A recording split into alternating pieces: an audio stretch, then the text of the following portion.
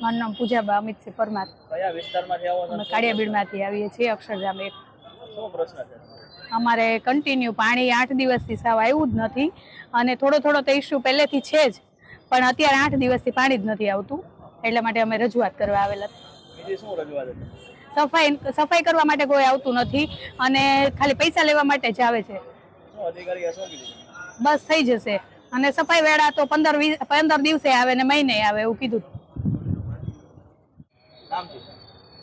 મારું નામ પ્રિયાબેન છે, અને કાળિયાબીડમાં અક્ષરધામ રોડ નંબર 1 થી અમે આવી છીએ. અને અમારી શેરીમાં શેરી નંબર 8 ને 9 માં પાણી હાવ એટલે આવતું જ નથી, ટીપુય નથી આવતું. 8 દીથી તો પાણી આવતું જ નથી, પણ એ પહેલાથી ઇસ્યુ તો છે જ, તે પાણી આવે જ નહીં.